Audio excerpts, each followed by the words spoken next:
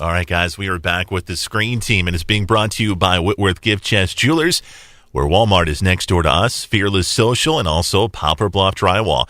And if you want to know more about the Screen Team, you want to know about the reviewers on the team, if you want to check out old videos, go to our website at screenteampb.com. That's screenteampb.com. You can check out Sean, see what he likes.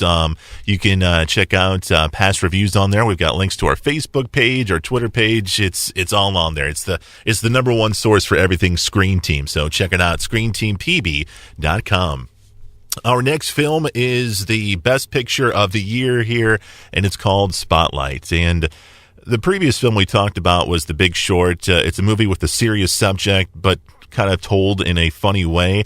This next film is not like that at all. It's a very, very serious subject. Yes. This movie has to do with what happened in, I guess, early 2000s. Is that when? I believe, yeah. Is that when it was? 2003. Yeah, it has to do with the Boston Globe's uncovering of many sexual harassment cases against the priest in the Boston area. Yeah, and cover-ups. By a lot of cover-ups, yeah. Church in that area. A lot, and it basically broke open a lot of information and a lot of other cover-ups in cities, not just in the U.S., but worldwide. It just kind of broke things open.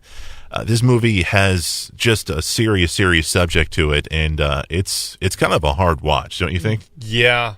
I mean, it is well acted. It is a very good story. But it's one of those movies you want to watch once and then not see again. I agree 100%, man. Because, man, it gets to some dark places, which you would expect just looking at the subject matter. It's going to get to dark places. It's a movie that needs to get to those dark places, and it handles it really well. And I thought, there was just great scripting. I thought it was very solid from start to finish. Acting, Mark Ruffalo, fantastic. Michael Keaton was fantastic. Rachel McAdams, very good in this movie, which I wasn't expecting. Yeah. And also, you got Stanley Tucci, John Slattery from Mad Men. It was just well acted, and again, watch it, and then maybe think, okay, this movie, a lot of great information came from it. Let's put it on the shelf, and we'll just leave it there. And, put it right, right beside some of those other movies, that were great. You don't want to watch again, and maybe pull it out in like 10, 20 years. Like, hey, that was a good movie. Let's go ahead and give that another watch then. Yeah. This movie to me was a good movie. But I thought it was just a bit overrated. I thought the acting was good. The subject matter obviously is an important one, and it's an important story to let people know about. I guess my issue was, when you want a best picture, to me, it's got to fulfill a lot of different parts. Okay. And I thought this film only fulfilled a few parts. The acting is incredible. Yes. I mean, the ensemble, it's probably the best acted movie of the year. I can't deny that. The subject matter is important, like we've been saying. But, was the cinematography that great? Was the editing that... I know I'm nitpicking here, but that's what we do on shows like this. So, well, I mean... when I watch movies like The Big Short, I was like, man, that's an incredible movie. Even though it's not as well acted as maybe this one. Or when you watch Mad Max blew my mind, even though the story of Mad Max is wait, Mad Max had a story? That's what I'm getting at, man. The story was kind of like, okay, we're driving here, now we're driving back, and now we're driving here. I get that. But I was on the edge of my seat. Yeah.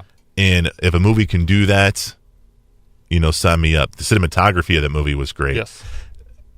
I think for a movie to be best picture, it needs to be several different things into one, and I don't think this movie was that.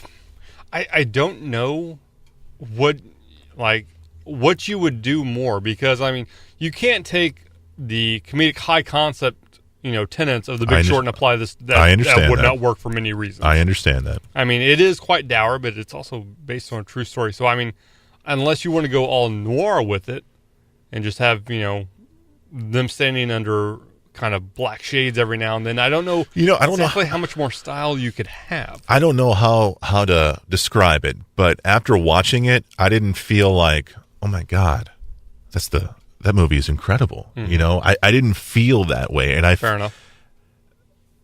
You know, I for a movie to be like with the Revenant, like I felt that way. I was like, oh my god, that movie was incredible. You know, the cinematography and Leonardo DiCaprio doing his thing, and I was like, oh man, the movie was incredible. I didn't get that with this particular film. So, I thought it should have been nominated for Best Picture. I don't think it should have won.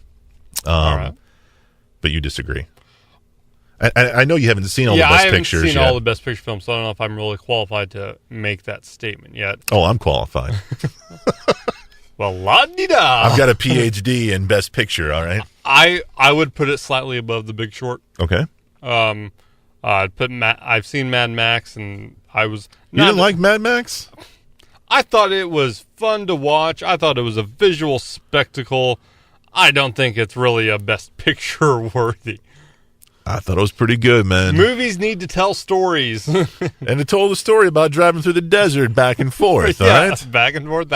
And then there was a waterfall. And that was Mad Max. And there was a guy playing a bass on a all right. tank. So, hey, sign me up for that. Did the bass tell a story? Yes, it did.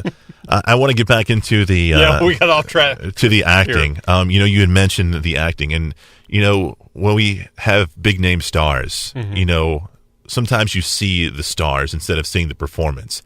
Yeah. I felt with these particular performances, you saw the performances. You saw the performances. I mean, top to bottom. Liev Schreiber. He was awesome. Yeah, it's kind of the guy that was brought in to take over the newspaper. Yeah. And he is their editor and stuff. I thought he was real good. Like I said, Mark Ruffalo was nominated for an Academy Award for this. So was Rachel McAdams, too, I believe Michael Keaton was as well. I don't remember. I believe all three of them got nominated. I'd have been happy with any of them winning. Yeah. I mean, I know Ruffalo was up against your boy DiCaprio, which... And we saw how that turned out. We saw how that turned out.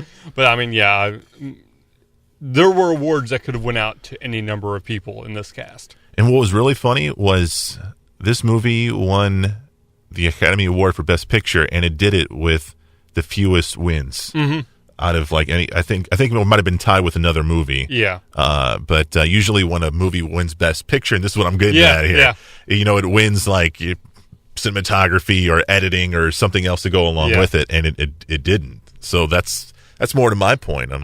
It could just be an indication of the effect that, you know, vote splitting has.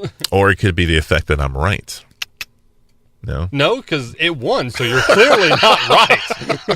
I have empirical evidence that you are not right. Fair enough. The movie is called Spotlight. It's a very, very good film. It's a tough film to watch. They get pretty descriptive in this film with some of the conversations. So if you're aware of the subject matter and are aware of the effect that could have on you, you might want to heed warning a bit at the start. So, I mean... If you know what the subject matter is about, you know how that will affect you. So that might play into your opinion to watch that. Very, very true. The movie's called Spotlight, won Best Picture. Check it out on DVD. We're turning things to a more fun subject, comic book movies. Yes. We'll review X-Men Apocalypse. It's coming your way next on KWOC.